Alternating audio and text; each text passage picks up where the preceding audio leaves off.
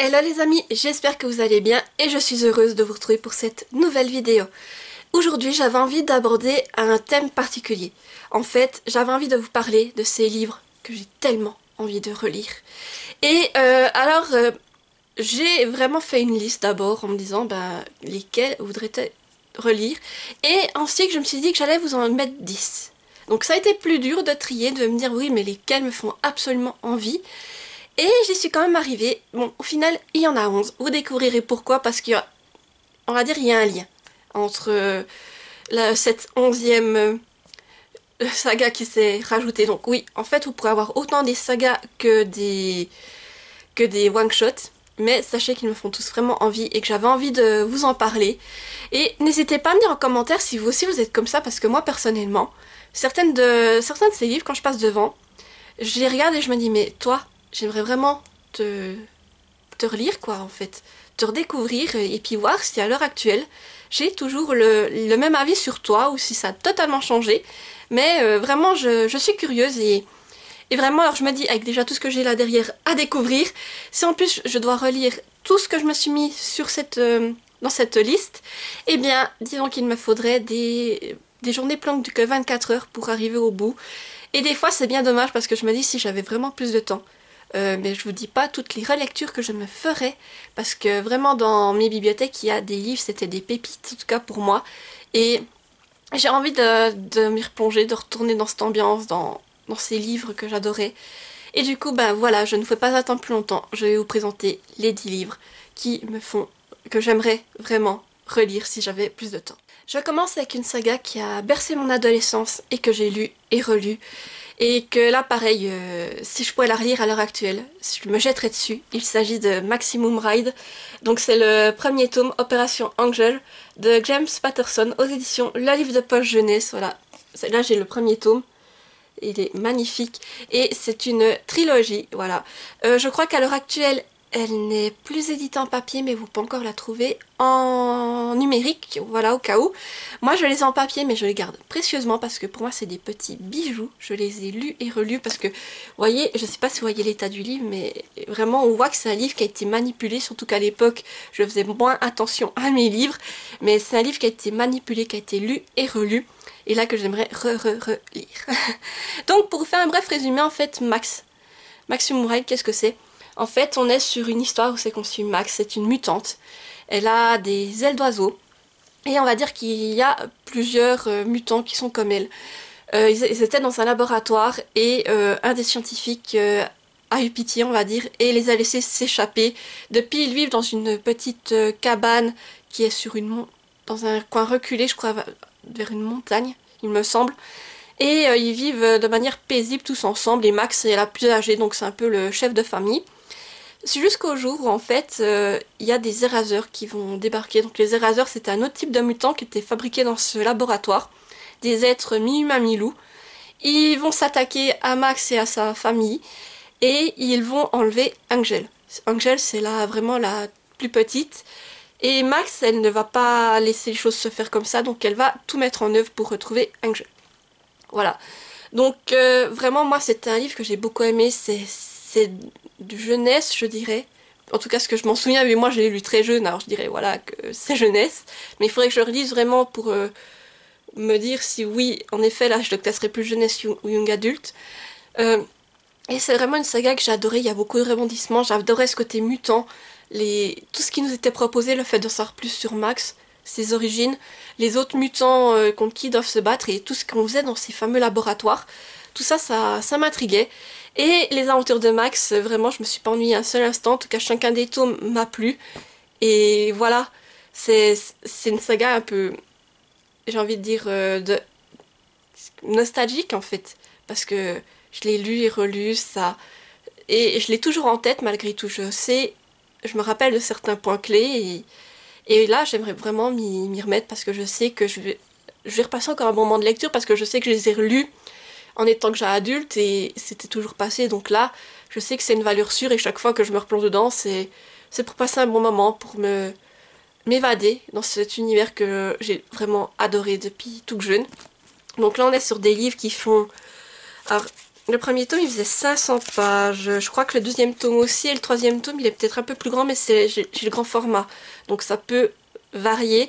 Mais en tout cas c'est une saga dans laquelle j'aimerais vraiment me replonger, et si vous ne l'avez pas lu je ne peux que vous la conseiller, mais à l'heure actuelle malheureusement vous ne pourrez plus vous la procurer en papier, à part si vous la trouvez d'occasion.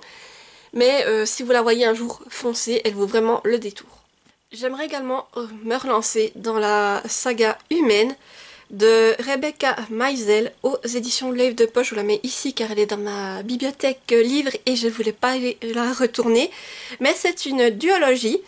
Et là, je me souviens du principe en gros, mais c'est vrai que j'ai un peu oublié le reste de l'histoire. Alors c'est vrai que je suis curieuse de m'y replonger et de voir justement ce que j'en pense à l'heure actuelle. Alors pour vous faire un résumé, ici dans Humaine, on suit Lena, qui est une vampire depuis des centaines d'années. Et un jour, Lena va trouver le moyen de redevenir humaine. Donc elle oublie sa vie de vampire, elle reprend une vie, je crois, de lycéenne. Et voilà, elle essaye de vraiment oublier ce passé de vampire.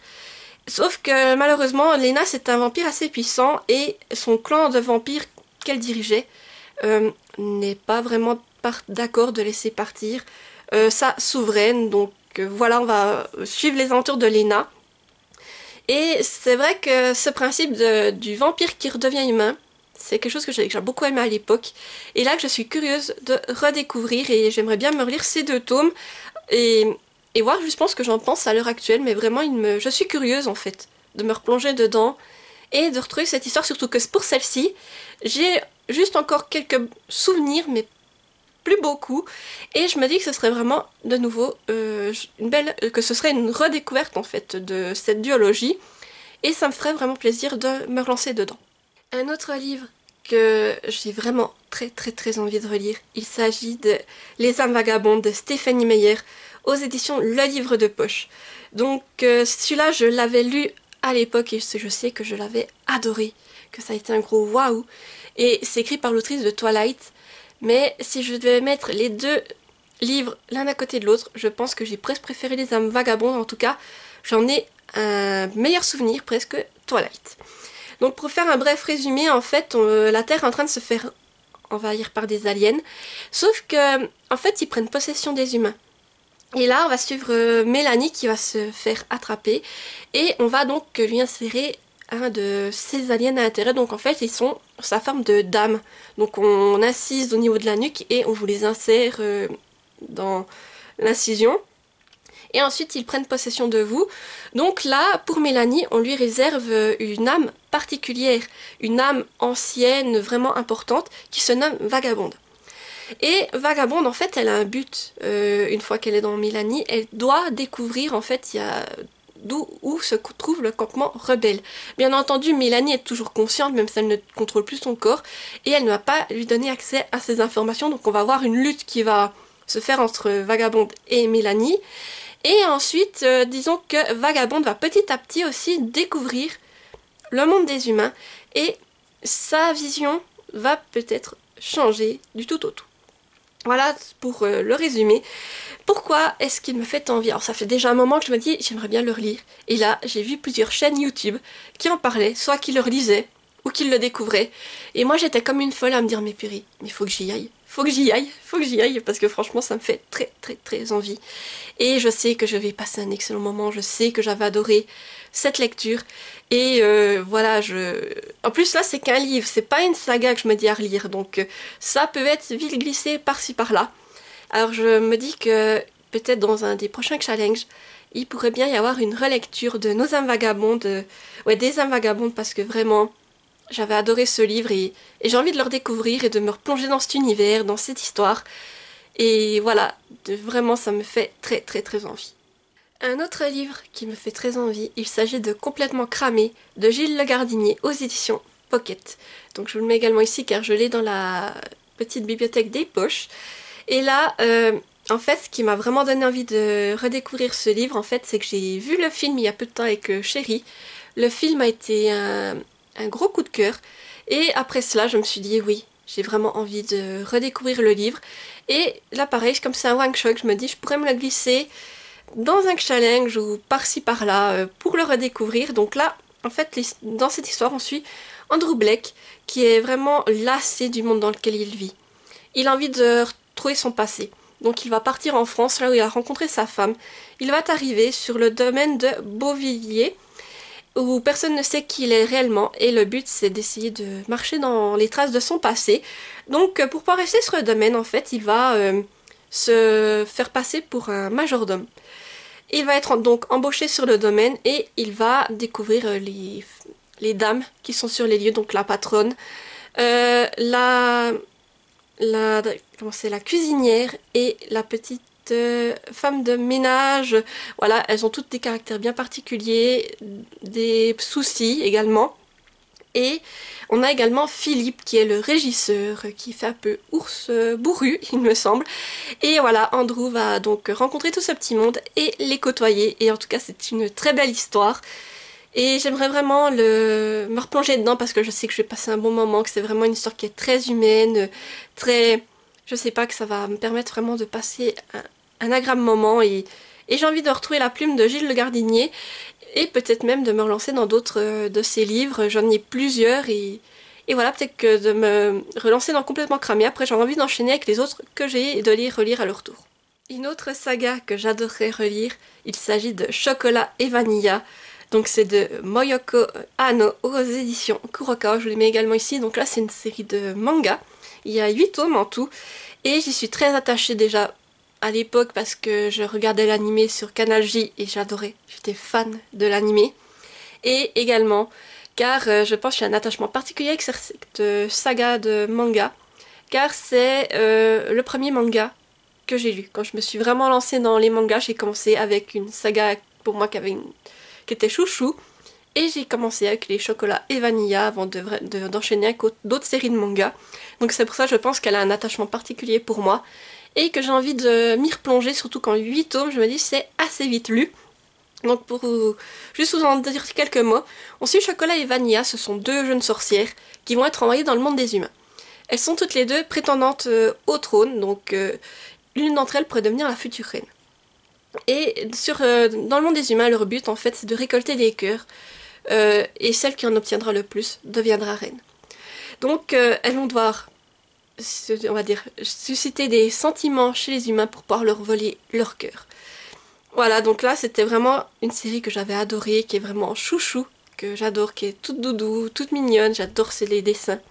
Et j'avais passé un agréable moment, et j'ai envie de m'y replonger. Et si je retrouvais une fois l'animé aussi, j'adorerais regarder de nouveau l'animé, parce que vraiment c'est une saga que j'adore, qui a été toute mon adolescence, et voilà, donc ça me ferait vraiment plaisir de me relancer dedans.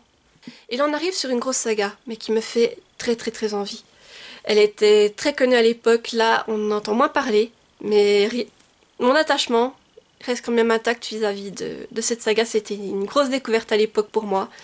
Et du coup j'aimerais vraiment me relire Journal d'un vampire de L.J. Schmidt, et c'était... Donc c'est les éditions Hachette, mais l'ancienne collection Black Moon. Vous voyez, c'est les toutes vieilles éditions. Et Journal d'un vampire, mais j'avais adoré. Sauf que là, le problème, c'est que Journal d'un vampire, on repart sur une relecture de 11 tomes. Donc c'est quand même une saga assez conséquente, et chaque tome fait environ un peu moins... Alors celui-là, je crois qu'il fait un peu moins de 500 pages. Mais je crois qu'il y a les autres tomes, il y en a des plus gros, donc... il faut quand même prendre le temps de se les relire, même si je me rappelle, ça se lisait très vite, c'était prenant, et que j'adorais cet univers. Donc, je pense que Journal d'un vampire, vous en avez déjà bien entendu parler, mais juste pour ceux qui ne connaîtraient pas, eh bien, nous sommes sur l'histoire d'Elena. Elena, c'est une lycéenne très populaire, un peu même la reine du lycée, et un jour arrive un nouvel élève, Stéphane. Du coup, Elena décide que... En fait, Stéphane va tomber amoureux d'elle. Ce n'est pas le cas, et Elena va tout faire du coup pour que Stéphane tombe amoureux d'elle.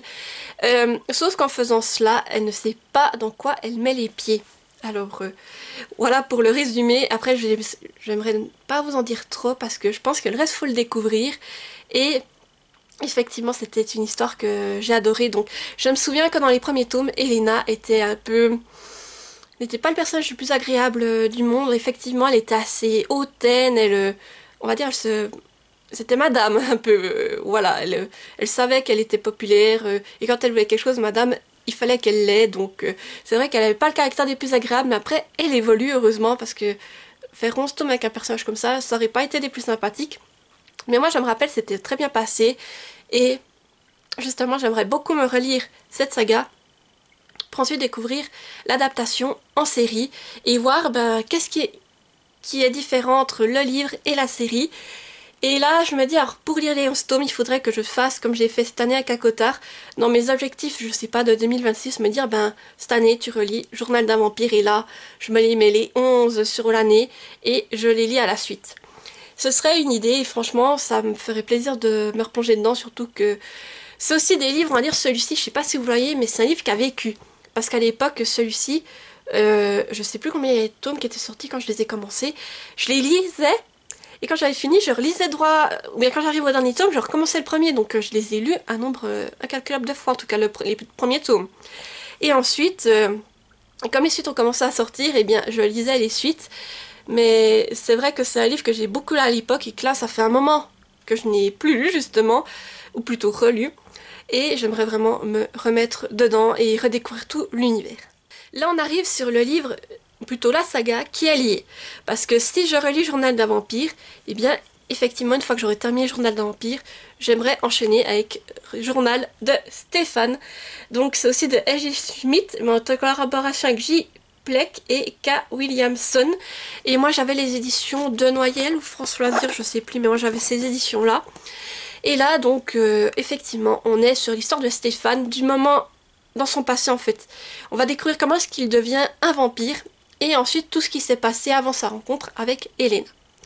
Donc là, on part sur 6 tomes, donc ils sont plus petits, hein. Journal de Stéphane, les tomes font 250 pages environ, donc ce sera plus connu que Journal d'un vampire.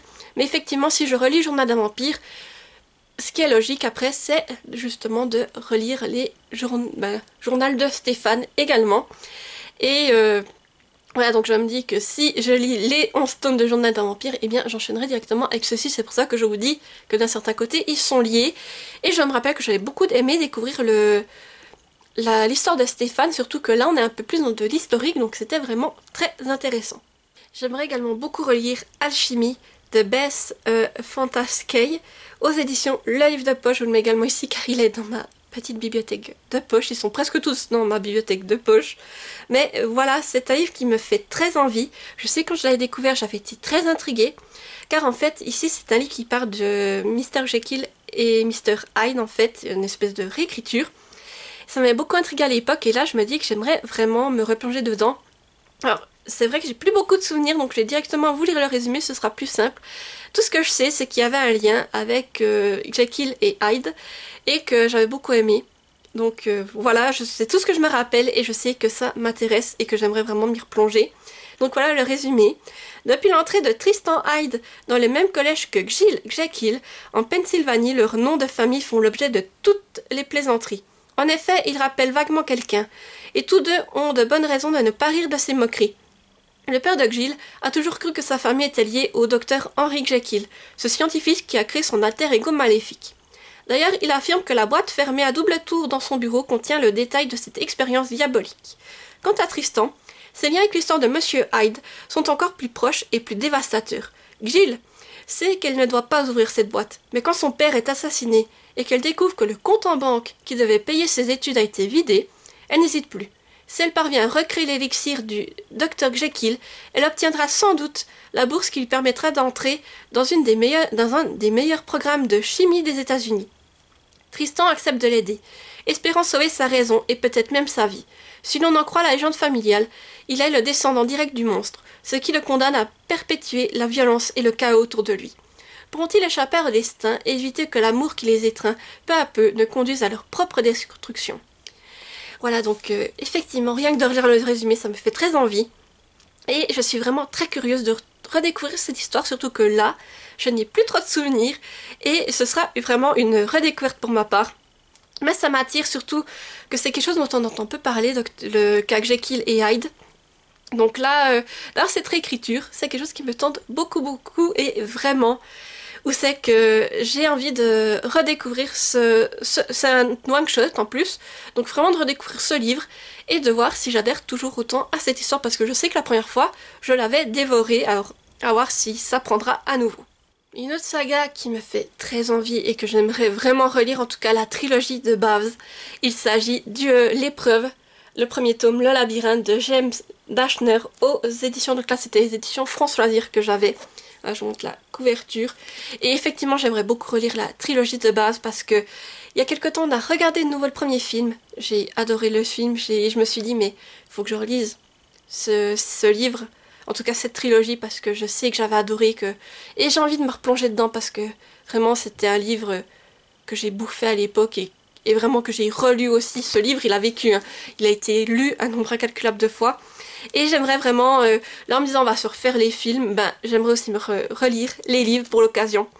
Donc là pareil si vous ne connaissez pas Le labyrinthe, on suit Thomas qui va reprendre connaissance dans une zone, une clairière qui est entourée par des énormes piliers et derrière il y a un labyrinthe.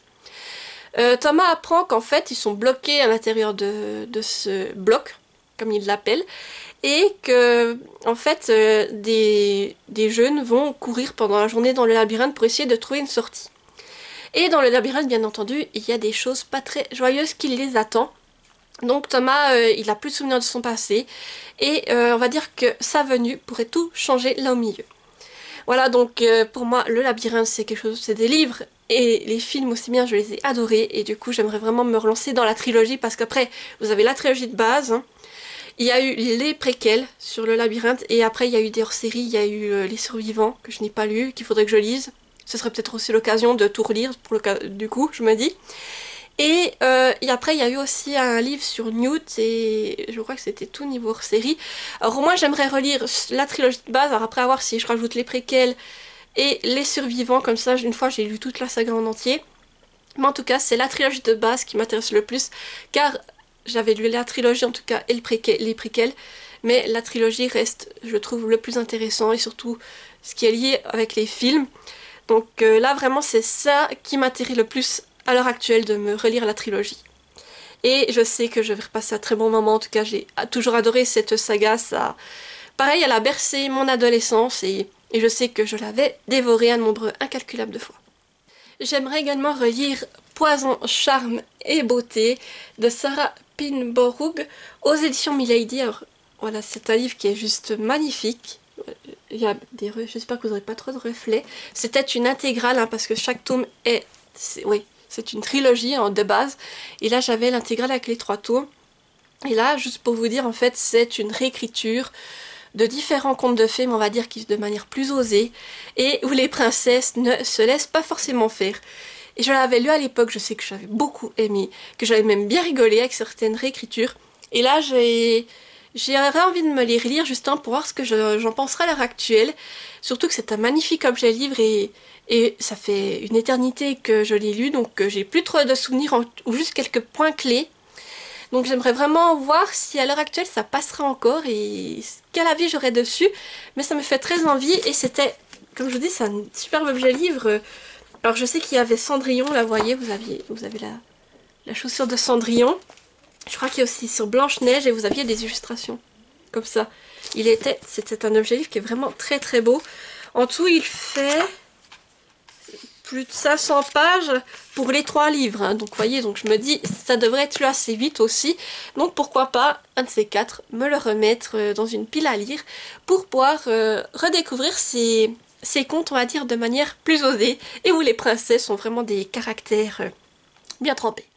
Autre livre qui me fait très envie et qui pourrait être adéquat pour cet été, j'aimerais beaucoup relire La Sirène de Kirakas, ça c'est dans la collection R, voilà, je vous montre la couverture. C'est un one-shot et je crois que je l'avais lu avant la sélection et j'avais adoré, donc pareil j'aimerais beaucoup me le relire et voir ce que j'en pense à l'heure actuelle. Ici on suit Kaylen qui est une sirène, en fait l'océan l'a sauvée au moment où c'est qu'elle allait mourir et depuis elle doit servir l'océan. Donc son rôle c'est d'aller chanter pour faire que des navires s'échouent et ainsi que l'océan puisse se nourrir. Sa voix est donc mortelle. Dès qu'elle ouvre la bouche, en fait, les humains sont ensorcelés. Quand l'océan n'a pas besoin d'elle, Kylan, elle peut vivre une vie normale. Donc elle aime bien aller, je crois, dans des bibliothèques, voilà, elle aime lire, alors elle aime aller dans des bibliothèques et lire des livres tranquillement. Et un jour, elle va faire la connaissance de Akin Lee, qui est un séduisant jeune homme et qui incarne tout ce que Kylan pourrait rêver. Il va s'intéresser à elle, justement, sauf que Kylan ne peut pas ouvrir la bouche, parce que si elle le fait, il sera ensorcelé et il ira se noyer dans l'océan. Mais entre eux va quand même se créer une relation. Et voilà pour le speak, je ne voudrais pas vous en dire trop, mais je sais que c'est quelque chose que j'ai beaucoup aimé, en tout cas ce principe de sirène, la manière dont c'était fait. Et voilà, j'aimerais vraiment beaucoup me replonger dedans, surtout que là aussi on est sur un one shot et l'été arrive bientôt. Donc je me dis ça pourrait être l'occasion de le ressortir et de voir ce que j'en pense à l'heure actuelle. Là en plus c'était une lecture qui faisait... Il n'était pas très long, je crois. Oui, un peu plus de 300 pages. Et c'était écrit assez grand, assez aéré. Mais je sais que j'avais un attachement particulier pour ce livre. Et vraiment, j'aimerais le relire. Et je pense qu'à période estivale sera la plus adaptée. Et voilà, j'arrive au bout de cette vidéo un peu particulière. N'hésitez pas à me dire en commentaire si elle vous a plu. Si vous aimeriez voir plus de vidéos un peu particulières dans ce style-là. Voir si je trouve d'autres concepts. Et pareil, n'hésitez pas à me dire quel livre vous auriez à tout prix envie de relire. Peut-être est-ce les mêmes que les miens, peut-être est-ce d'autres sagas, parce que qui sait, peut-être que vous allez me proposer des séries et que je vais me dire bah tiens, c'est vrai, ça je ne connais pas et pourquoi pas la découvrir après coup. Et comme d'habitude, si vous êtes trop timide pour laisser un commentaire, mettez-moi un emoji, vous pouvez même mettre un emoji sur les livres empilés pour le traditionnel, ou s'il y a éventuellement une saga ou un livre qui vous a donné envie, n'hésitez pas à mettre un emoji en lien avec le livre en question, juste pour me dire que vous êtes là, que vous êtes passé sur la vidéo et que vous avez apprécié. Et sinon, comme d'habitude, n'hésitez pas à mettre un petit pouce en l'air pour soutenir la vidéo, activer la petite cloche pour ne pas rater celles qui vont suivre, et surtout à vous abonner, que c'est le plus important pour soutenir la chaîne, et justement permettre à d'autres personnes de la découvrir.